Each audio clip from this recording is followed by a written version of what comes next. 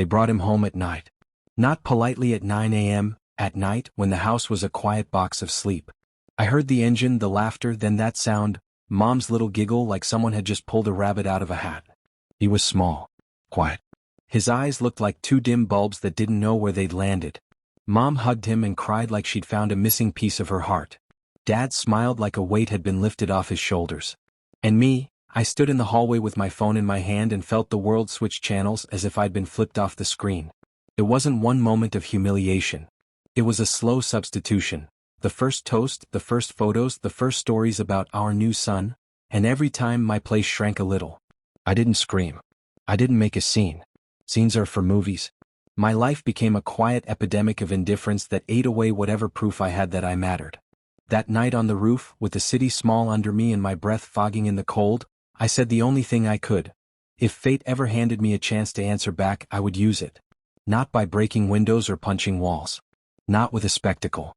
I would learn to land hits that were precise, silent, and where it would hurt the most. The next morning I kept my voice calm. I helped make pancakes. I smiled when Mom asked if I wanted to hold him. I carried the little boy on my shoulders for 5 minutes like a good big brother and then set him down and walked away. My silence was a quiet contract. I would watch and wait. You learn things when you aren't noticed. People show their true patterns when they think the room is theirs. I started paying attention. What made my dad proud? Football scores, the smell of motor oil, clean tools, and being the first to sit down at dinner. What made my mom melt? A tidy house, a compliment on her cooking, the small ritual of Sunday TV together. What did the new kid want? Attention. Validation. Toys that made noise. Small things, but they add up. If you want to change someone's habits, you don't shout. You rearrange the furniture of their lives so they have to move. I didn't have money. I had time, a few odd jobs, and a stubbornness that felt like a weapon. I started taking evening classes, business, psychology, influence. Not to be famous, not to get rich, but to learn patterns. How people respond to scarcity, the little social currencies that make families function. I read about reputation, about how a single story can reshape how a person is remembered by everyone around them. I learned that the inner life of a household can be nudged quietly, that attention is negotiable. At the same time I did the day jobs, landscaping, late-night shifts at the garage, and when I got home I watched. I watched how my father left dishes, how he hated when people paused his sentence to correct him, how he first glanced at the TV when someone knocked on the door. I watched how my mother straightened the throw pillows 3 times before the news came on. Everything had a rhythm, and every rhythm had a vulnerability. The first move was invisible, habit theft. I started doing things he usually did because it felt good and because it gently took away the small victories he'd hoarded. I hung up his coat one day. The next week I made sure his favorite mug was already in the dishwasher before he got home. I learned the timings of his pride. When he expected to be first to sit at the table, when he expected the first, "How was your day?" The tiny defaults that let him feel like the center. You'd be surprised how quickly people reassign roles when someone else quietly takes them. He would come home grumpy and find the remote already set to his favorite channel, the news paused at the score he liked. He'd raise an eyebrow then relax. Mom would smile. The new boy would laugh. My social body shrank further, because everyone loves comfort and will often mistake it for love. Those small acts weren't enough. I needed leverage. I needed a moment where the system, our household, would reevaluate who mattered. I began to manufacture small crises that only I could solve. A stalled car on a Saturday morning, the plumber that suddenly canceled, a school form nobody had time to fill. I made phone calls, waited in lines, took tasks that made my father's help obsolete. Each time I solved something, the small nods returned to me, a quieter thanks, a hand on the shoulder, a glance that said, "Good job." Little by little the family's map redrew, but if all I did was replace him as the reliable son, the story would be empty. I needed them to feel what I felt, the void. So I planned something that would stir memory, not destroy them. I wanted to create a mirror so bright they couldn't look away. Not to humiliate, to reveal. The kind of revelation that forces decisions. To notice, to regret, to change. That was the line I gave myself. This wasn't about revenge for revenge's sake. This was about justice for the boy who learned to sleep alone to the sound of the radiator. It was about forcing recognition. A small part of me worried, what if this made me cruel? What if in hunting the wound I became the wound? Those nights came often. But then I thought about a 9-year-old who waited for a man to come back and never did. I thought about my mother, cleaning the couch at 3 a.m. because there was no one to help but herself. Those images pushed me forward. Over the next year I doubled down.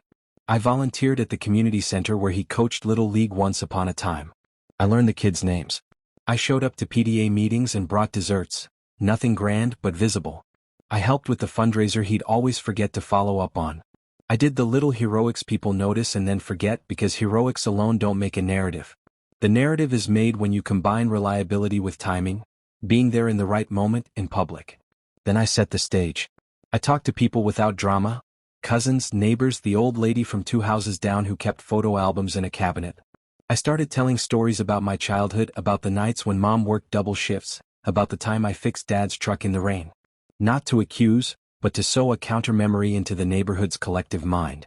Memory is a social thing. When more people remember you as someone important, others join in. It's subtle and it feels almost like matchmaking with the past. A story needs an anchor. Mine would be the town summer fair. The one Dad always attended, the one where he got to stand in the sun and be counted. This was the node. Everyone would be there, my actions could become visible. I would orchestrate small reveals, not screams.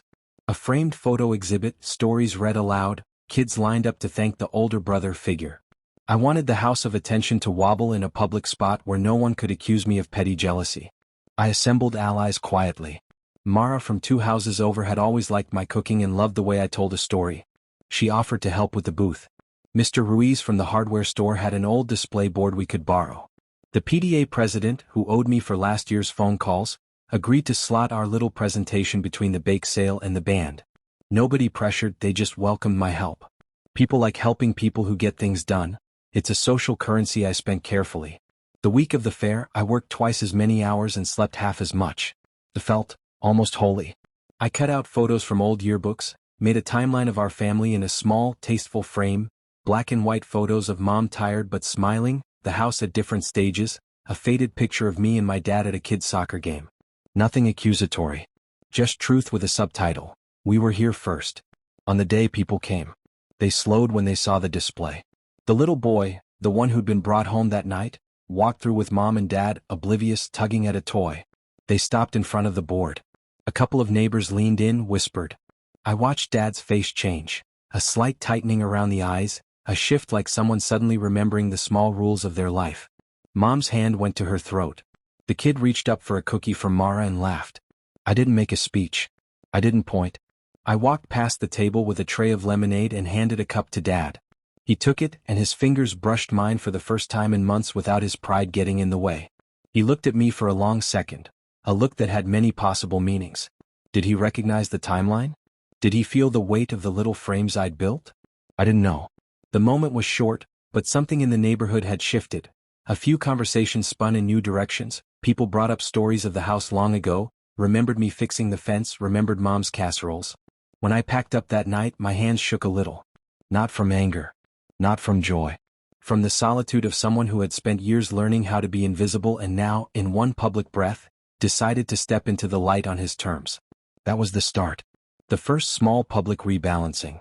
It hadn't burned the house down. It had simply made the house's walls more transparent. I could see the interior now in a way I hadn't before. I had shifted the axis of attention by millimeters, but in family gravity, millimeters are everything. I went home that night and sat on the roof like before. The city was quieter, the stars sharper. My plan was only beginning. I had nudged the world, made the first move. The next steps would be more precise, a surgery of consequence, not cruelty. I would not be the person who punished for the sake of it. I wanted them to see, to feel, to regret, and maybe, if the universe was fair, to change. After the fair, something changed in the air of our house. It wasn't loud, real change never is at first. It was a dozen tiny decisions that no one noticed until they added up. An extra plate set at dinner, the TV muted so Mom could talk without interruption, a quick message to the PDA reminding them who brought the pies last year. People began to mention my name in passing, the way you mention a neighbor's dog, casually, but with a thread of recognition where there hadn't been one. That's the power of being useful. It's dull and slow and looks like kindness. But useful people get entrusted. And entrusted people have access. I started keeping a calendar the way some people keep prayer books. Not spiritual, tactical. Who needed what and when. Dad liked his truck checked on the first Sunday of the month. Mom wrote grocery lists in the same shaky handwriting every Wednesday. The kid had a dentist appointment that, whenever forgotten, turned into a meltdown. I learned the rhythms and then I carved little notches into them.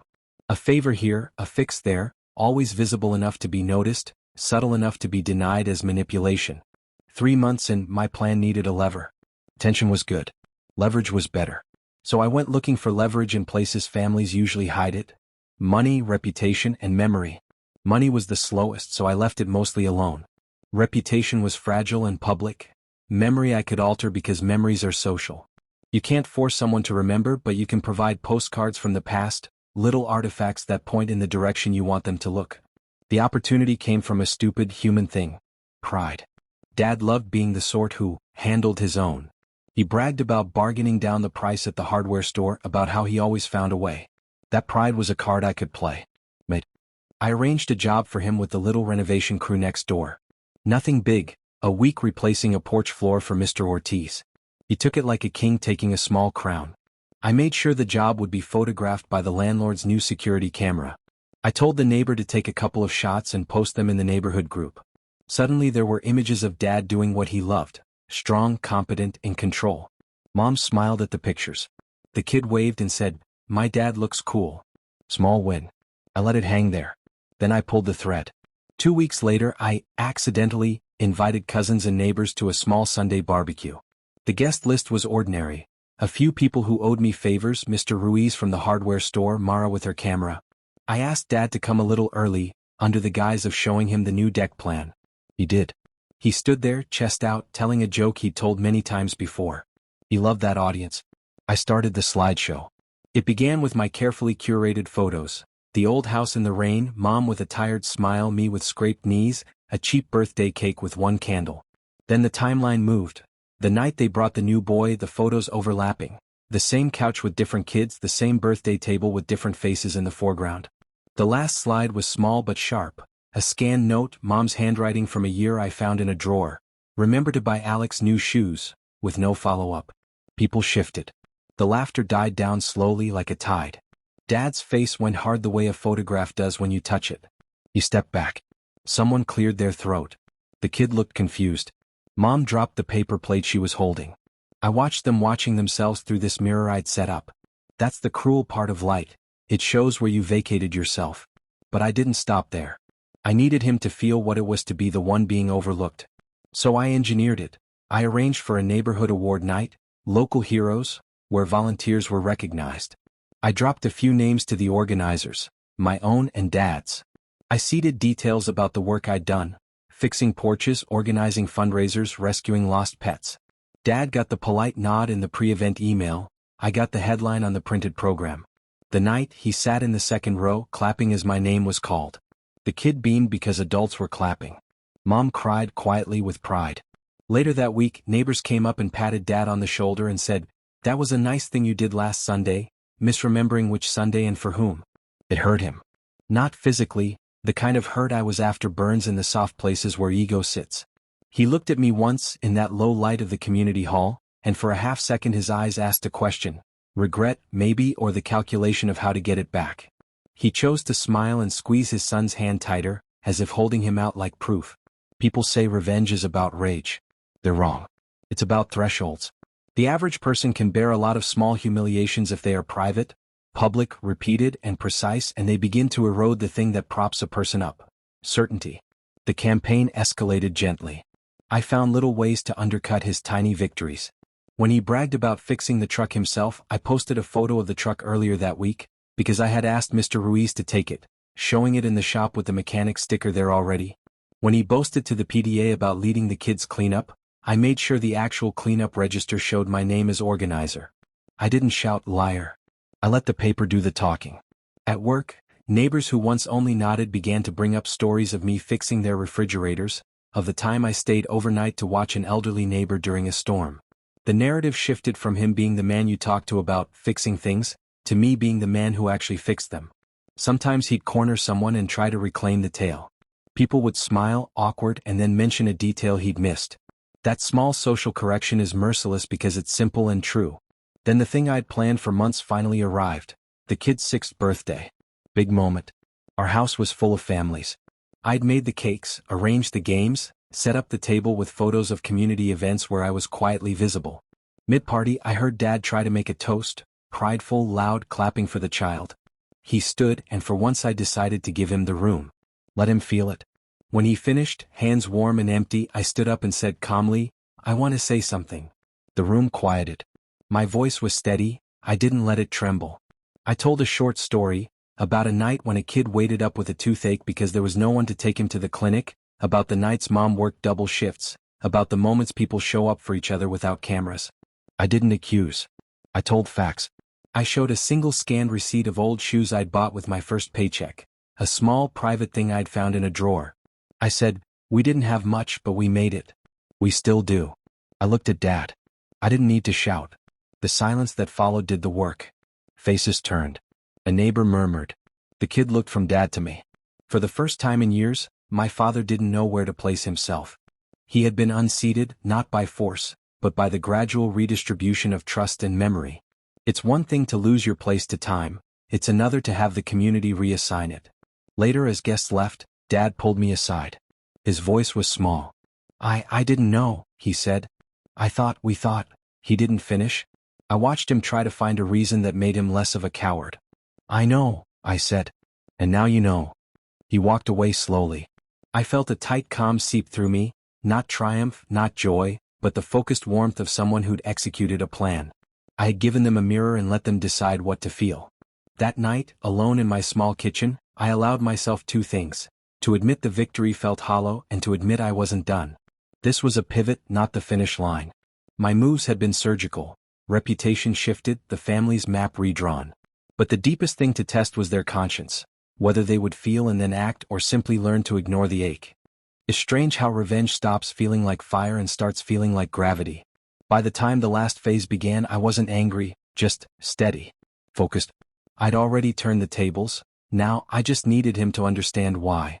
A few weeks after the birthday party, Dad came to me with this forced brightness, said he'd been asked to speak at the local school's Fathers Who Inspire night. The irony almost made me laugh. I knew he'd been trying to rebuild his image, maybe prove that the whispers didn't matter. So I made sure it mattered. I volunteered to help the school set up the event. While I was at it, I provided a slideshow for the projector, just a few photos of community fathers and families helping around the neighborhood.